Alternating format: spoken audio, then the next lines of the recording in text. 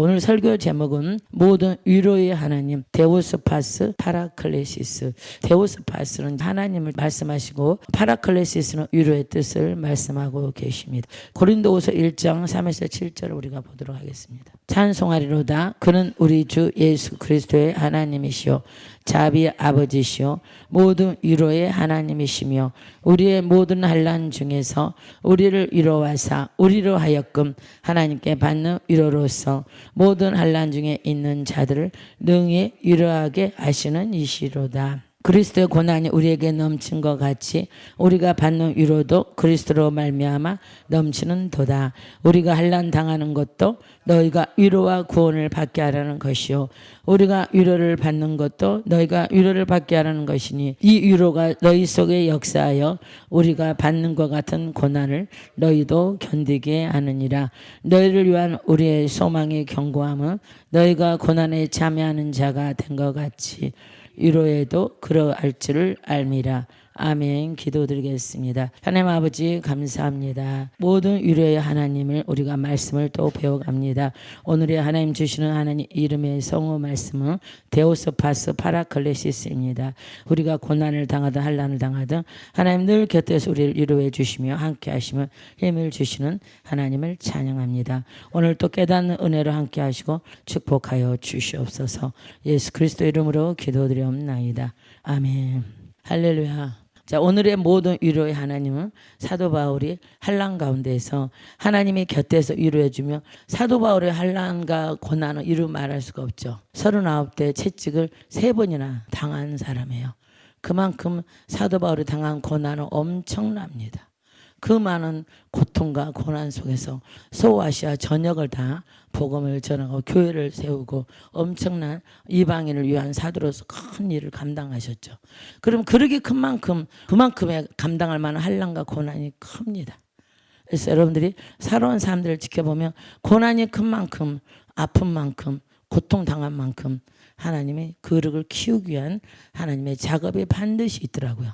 근데 고난을 당할 때는 몰라. 그 고난이 다 해결되고 하나님 앞에 쓰임 받을 때는 하나님은 나를 거룩을 키우시는 작업을 하셨구나. 그렇게 이제 생각을 하실 겁니다. 그러므로 하나님께서는 모든 위로를 하나님의 위로를 사도 바울은 받았어요.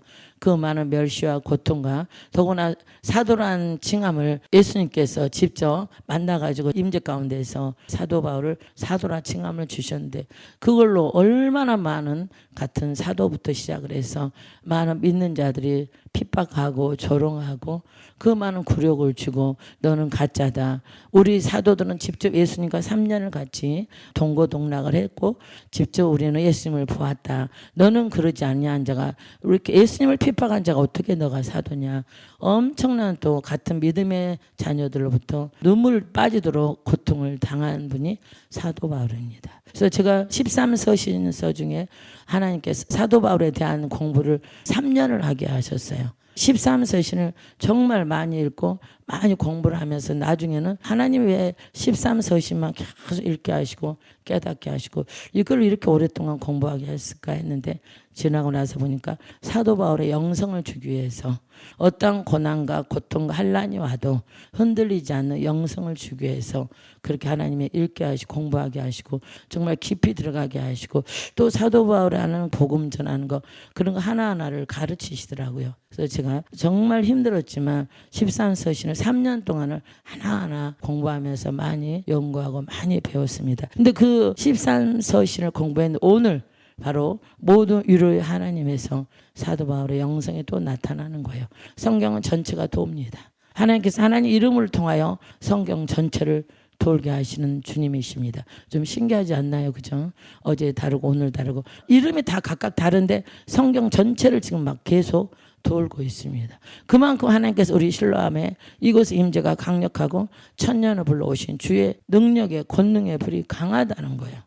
그래서 오늘 모든 위로의 하나님이 저희 하나님이고 여러분들의 하나님이십니다. 저도 사도 바울만큼은 그런 고난을 안 당했지만 지나가 나서 보니까 저의 믿음의 그릇에 한해서 제가 당한 고난 환난은 상당히 크고 아팠더라 그런 얘기를 하고 싶습니다. 그러나 그 환난 가운데서 항상 저를 힘을 주시는 그런 하나님이셨어요.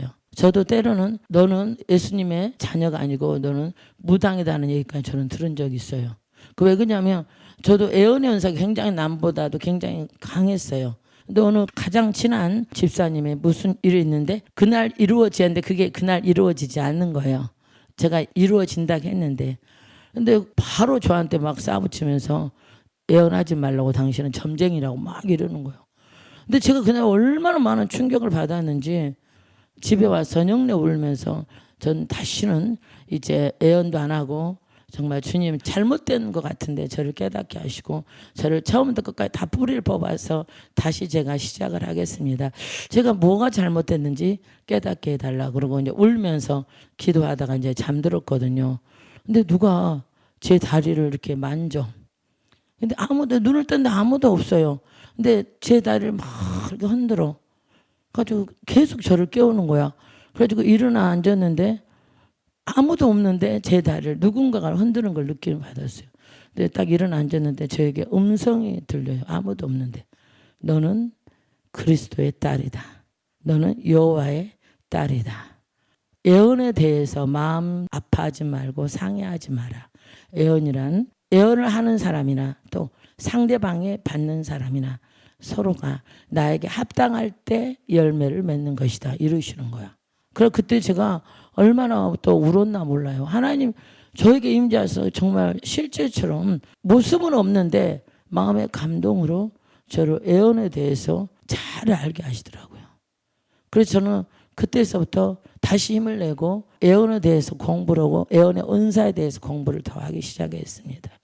애언을 하시는 분들은 반드시 말씀에 100% 잡혀 있으면서 말씀이 앞서는 애언이 반드시 임해야 된다는 걸 제가 그때 충격을 받으니 알았어요.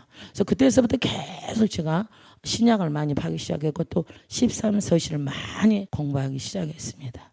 그러다 보니까 제가 애언을 하게 되 어느 순간 말씀이 앞서고 또 말씀에 합당한 해석이 되고 또 제가 그러고 나니까 나중에 그분이 저보고 막 싹싹 빌면서 죄송하대요. 그래서 왜요? 그러니까 그때는 안 이루어졌는데 좀 지나니까 다 이루어졌다는 거야. 그러니까 예언하는 자나 받는 자가 하나가 돼야 돼.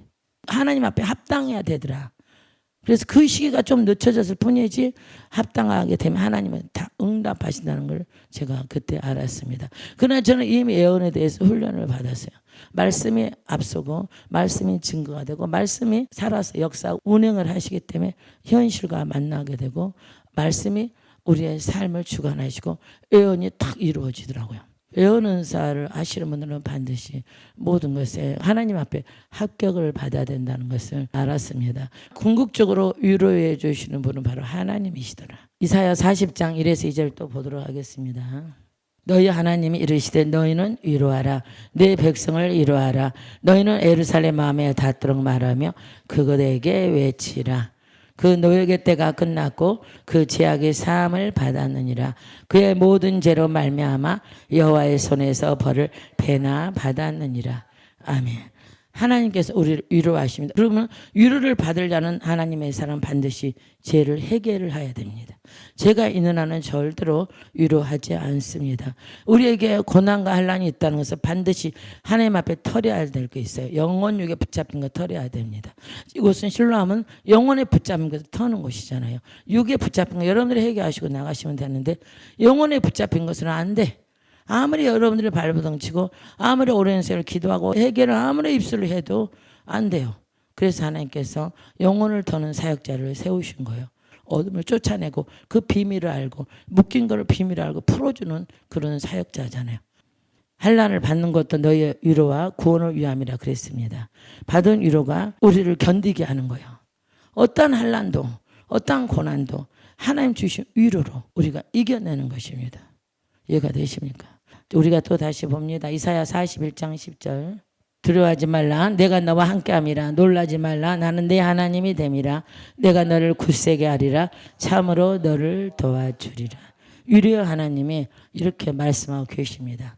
항상 우리를 도우시고 지켜주시고 우리 언제나 늘 바른 길로 인도하고 계시다는 거 믿으시기 바랍니다. 사도 바울은 고난이 피할 수 있는 문제라기보다는 하나님께서 위로를 베푸시는 통로라는 거 알았습니다. 고난을 피하는 것이 아니라 이런 고난을 통해서 모든 환난과 고난을 피할 수 있는 통로가 하나님께 나아가라는 걸 알았습니다. 즉 고난이 깊을수록 하나님께서 곁에 서서 붙들어 주시는 위로를 더 분명히 느낄 수 있다는 것을 말씀하고 계십니다. 이사야 51장 12절 보겠습니다. 이르시되 너희를 위로하는 자는 나 곧 나이니라. 너는 어떠한 자에게 죽을 사람을 두려워하며 풀같이 될 사람의 아들을 두려워하느냐. 아멘. 66장 13에 14절 보겠습니다. 어머니가 자식을 위로한 같이 내가 너희를 위로할 것인즉 너희가 예루살렘에서 위로를 받으리니 너희가 이를 보고 마음이 기뻐서 너희 뼈가 연한 불의 무성함 같으니라. 여호와의 손은 그의 종들에게 나타나겠고 그의 진노는 그의 원수에게 더하리라. 아멘. 고난의 현장에서 항상 우리는 찬송하는 사도 바울의 믿음을 배워야 됩니다. 어려울 때 기도하고 힘들 때 찬양하는 저와 여러분 되시기를 바랍니다. 사도 바울은 극심한 고난 속에서도 모든 위로의 하나님을 찬양하는 고백으로 서신서를 시작합니다. 고린도 후서는 위로의 서신서라고 말하고 있습니다. 사도 바울은 고린도 교회에게 4번의 편지를 보냅니다. 너무나 고린도 교회가 복잡해. 너무나 많은 잘못된 영적인 이런 신앙, 또 잘못된 걸로 또 파가 있어요. 예수님파, 바울파, 막 이렇게 파들을 또 해가지고 많은 시끄러운 그런 고린도 교회를 대해서 편지를 보냅니다. 첫 번째 편지를 보겠습니다. 고린도전서 5장 9에서 11절 봐요. 내가 너에게 쓴 편지에 음행하는 자들을 사귀지 말라 하였거니와 이 말은 이 세상에 음행하는 자들이나 탐하는 자들이나 속여 빼앗는 자들이나 우상 숭배하는 자들을 도무지 사귀지 말라 하는 것이 아니니 만일 그리하려면 너희가 세상 밖으로 나가야 할 것이니라. 이제 내가 너희에게 쓴 것은 만일 어떤 형제라 일컫는 자가 음행하거나 탐욕을 부리거나 우상 숭배를 하거나 모욕하거나 술 취하거나 속여 빼앗거든 사귀지도 말고 그런 자와는 함께 먹지도 말라 함이라. 밖에 있는 사람들을 판단하는 것이야 내게 무슨 상관이 있으려마는 교회 안에 있는 사람들이야 너희가 판단하지 아니하랴. 아멘. 여기까지 보겠습니다. 고린도 교회에 극심한 고난도 있었고 우상 숭배 또 재물도 그렇고 많은 판단이 있는 고린도 교회에 사도 바울이 첫 번째 편지를 보고 있습니다. 자, 두 번째 편지를 또 보겠습니다. 고린도 전서 전체가 고린도 교회에 편지하는 겁니다. 고린도 교회에 몰아닥친 문제들, 파싸움, 여러분 당파싸움 아시죠? 근데 어떻게 당파싸움은 한쪽은 개바파, 한쪽은 또 예수파, 한쪽은 또 사도 바울파, 이렇게 서로 교회 안에서 파를 이루는 거예요. 오늘날도 그런 파가 있을까요 없을까요? 많아요. 담임 목사님 파, 장로님 파, 막 이렇게 파를 많이 이룹니다. 큰 교회가 머리 아픈 게 그런 부분에서 당을 짓는 게 가장 머리가 아프다고 그래요. 그래서 우리는 절대로 우리 신랑 서로가 사랑하는 사람만 모이는 걸로 가도록 합니다. 아멘. 고린도 전서 전체가 두 번째 편지니까 여러분들이 고린도 전서를 많이 읽어보시기 바랍니다. 자, 세 번째 편지입니다. 눈물의 편지는 고린도후서 2장 4절을 보겠습니다. 내가 마음에 큰 눌림과 걱정이 있어 많은 눈물로 너에게 썼느니 이는 너희로 근심하게 하려 한 것이 아니요 오직 내가 너희를 향하여 넘치는 사랑이 있음을 너희로 알게 하려 하심이라. 사도 바울이 많은 눈물을 흘린 게 뭐냐면 가장 괴로웠던 게 사도란 이름을 썼다는 거야. 거짓 선지자들이 그렇게 사도 바울을 막 공격을 합니다. 얼마나 고통스러웠을까요? 사도 바울이 너는 사도가 아닌 자가 무슨 사도 이름을 붙이냐. 더구나 같은 사도들이 그렇게 또 많은 공격을 했습니다. 그럼 결국은 어때요? 지금까지도 사도 바울이 가장 최고의 어떤가는 하나님의 사도로 치고 있죠. 사도 바울은 이 글을 어디서 쓰냐면 에베소로 돌아와서 강한 책임과 더불어서 눈물로 고린도 교회에 편지를 하고 있는 것입니다. 자, 네 번째 편지가 또 있습니다. 고린도후서 7장 5에서 7절입니다. 우리가 마게도냐에 이르렀을 때 우리 육체가 편하지 못하였고 사방으로 환난을 당하여 밖으로는 다툼이요 안으로는 두려움이었노라. 그러나 낙심한 자들을 위로하시는 하나님이 디도가 오므로 우리를 위로하셨으니 그가 온 것뿐 아니요 오직 그가 너희에게서 받은 그 위로로 위로하고 너희의 사모함과 애통함과 나를 위하여 열심히 있는 것을 우리에게 보고함으로 나를 더욱 기쁘게 하였느니라. 아멘. 사도 바울은 디도를 통해서 고린도 교회가 세 번째 눈물의 편지를 보내고 거기서 고린도 교회에 있는 성도들이 회개하고 이 이제 제대로 신앙을 찾게 됩니다. 이 모든 것은 하나님의 사랑이 우리 모두를 위로하고 회복시켰다고 하나님께 영광 올리는 그러한 서신서입니다. 이 글을 쓰면서 하야하고 사도 바울 역시나 해결을 했겠죠. 왜냐하면 사도 바울의 좀 성격 굉장히 강하고 굉장히 좀 급했던 건 사실이에요. 그렇기 때문에 서로 모두가 공동체가 서로 사랑하는 마음으로 회개하고 이제 편안한 고린도 교회를 이루게 되었다고 말씀하고 있습니다. 고린도후서 기록의 목적을 또한 연구를 해봤습니다. 첫 번째는 관계 회복의 기쁨을 전달합니다. 이제 관계 회복이 됐어요. 그 문제 많은 고린도 교회가 회개한 교인들을 위로하고 용서하라는 그런 메시지인 것입니다. 절대적으로 교인들을 미워하면 안 돼요. 나에게 좀 안 좋은 말을 했다고 해서 그 사람 흉보거나 들여들어서 그러면 안 돼요. 항상 주님께 기도하고 서로 용서하고 서로가 하나 되는 그런 자를 하나님이 사랑하신다는 걸 믿으시기 바랍니다. 사도 직분은 하나님께로 온 것이라고 반드시 사도 바울은 논증을 했어요. 우리의 모든 직분은 하나님이 부어주신 겁니다. 이해가 되십니까? 그냥 여러분들 다른 게 아니에요. 하나님께서 직분만큼 성령의 도우심으로 여러분들에게 반드시 부어주시는 거예요. 근데 어떤 분들은 이 직분을 잊어버릴 때가 많아. 이 직분만큼 누가 주신다고요? 성령 하나님께서 준다는 걸 믿으시기 바랍니다.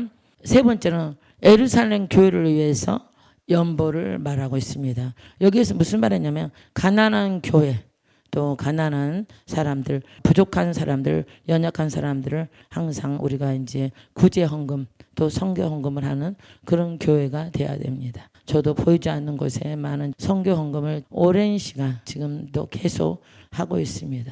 우리 신랑은 특히 많이 하고 있어요. 왜냐하면 그 예물에 대한 11조가 반드시 흘러가야 되거든요. 각 나라의 선교주로 계속 이 예물은 흘러가게 되면 그만큼 또 새로운 예물이 또 나오고 흘러갑니다. 그래서 개척교회 할지라도 반드시 11조로 흘러가는 예물의 처가 있어야 돼요. 저는 그거를 하나님께 성령께서 저에게 기도 중에 감동으로 주셨어요. 때로는 강나를 하는데 귀찮아. 각 나라에 막 이렇게 보내는데 그래도 해야 돼요. 그게 11조니까 우리 슐로암의 11조 또 구제헌금도 반드시 해야 됩니다. 하나님께서 신격으로 슐로암을 항상 풍성합니다. 그리고 무엇을 하든 하나님 앞서가서 부어주고 그만큼 하나님 나라에 제가 심고 있다는 거예요. 심지 않고 이거를 갖고 있으면 절대로 안 돼요. 그러면 여기 고인물이 돼가지고 막혀버려요. 하수구 막히듯이. 그렇게 되면 돈의 노예가 되기 시작합니다. 절대적으로 여자 목사님들 조심해야 되는 게 돈이에요. 남자 목사님들은 여자와 돈 이 두 가지를 공격하고 여자 목사님들은 반드시 돈으로 반드시 사단이 공격을 합니다. 그래서 저는 하나님의 오랜 시간 돈의 훈련을 많이 시켰어요. 진짜 많이 시켰어요. 늦은 나이에 지금 기도를 하고 있지만 이제는 하나님 왜 그랬는지를 알기 때문에 제가 최선을 다해서 열심히 하고 있다는 사실만 믿어주시기 바랍니다. 환난보다 넘치는 위로하시는 하나님이십니다. 여러분들 환난 두려워하지 마세요. 환난이 많을수록 고난이 많을수록 고통이 많을수록 하나님의 위로가 넘치시다는 걸 절대적으로 믿으시기 바랍니다. 믿으셔야 돼요.